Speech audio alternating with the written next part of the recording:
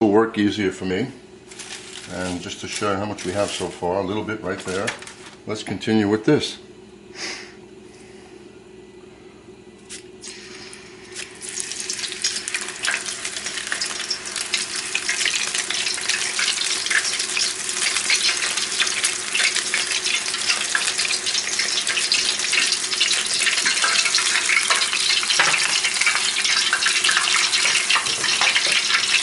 Much better. I don't feel the heat coming up the side now. And plus, I'm not losing the heat, so this will stay hotter.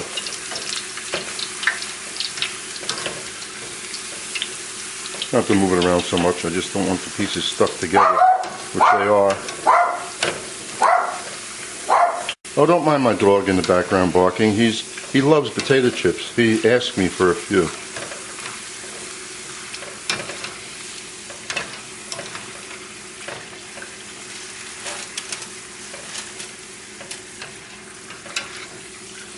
And these do come out crispy, and what's nice about them, they have a nice fresh potato flavor, not like potato chips.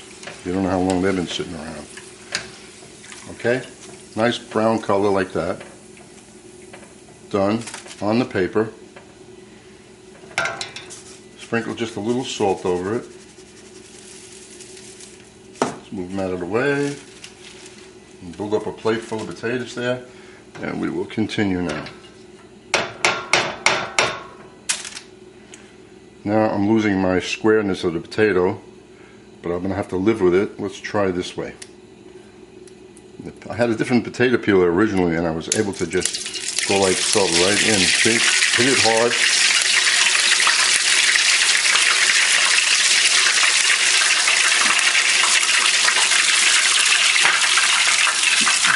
There you go.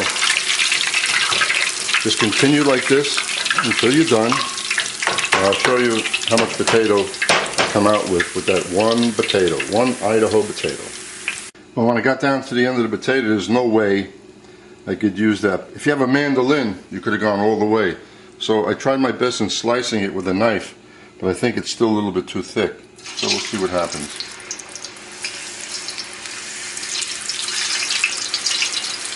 So your best bet is a mandolin, or you use about 2/3 of the potato, and the rest you either throw out or make a little boiled potato.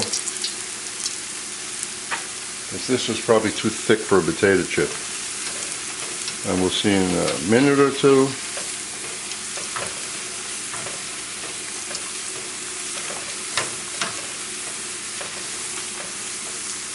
Well, so far, doing it with the potato peeler, we have that much. Now, I did burn my finger because it is kind of dangerous, but I'm used to that. So that's why I say a tall pot, but if you want a deep fryer is even better. Using a mandolin and trying to slice the potato first, very thin, as thin as you can measure the thickness by just using the potato peeler and making a few slices. That's how thick it should be. Because we don't want to make souffle potatoes, which this will puff up. This is almost the thickness to make pomme souffle. As you can see, one of them right there is starting to puff up a little bit. And I'm not looking for pomme souffle, I'm looking for potato chips. Well, we got the color, and we'll see how the texture is on what's left here. Okay. Man, if this is not too bad, I'll just slice the rest up.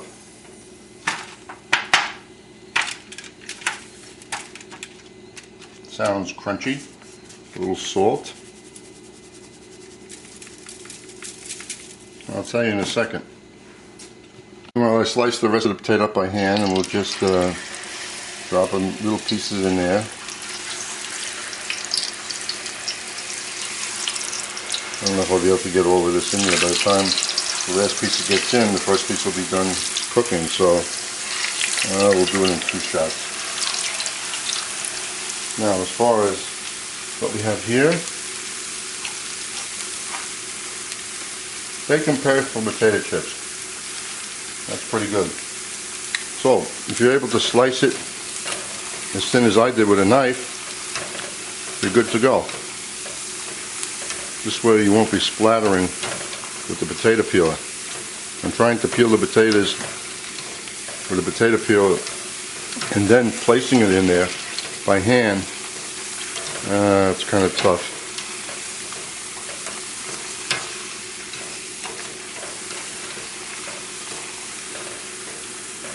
Now you see that little one puffed up there? So that's a souffle potato right now. That's a pomme souffle. It's kind of a baby one, but it is.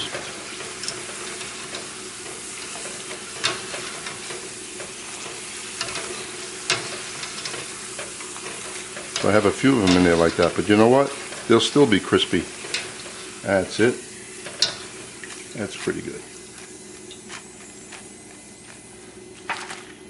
One more round. And we're done.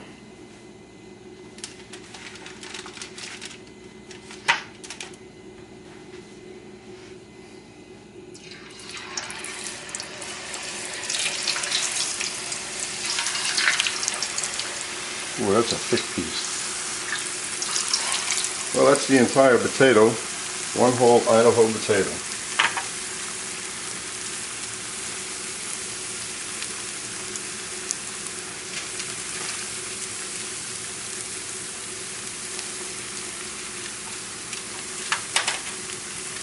Now if you cut them in a stick fashion, like potato sticks in a can, nice and small, you make your own fresh potato sticks. But use only Idaho potatoes.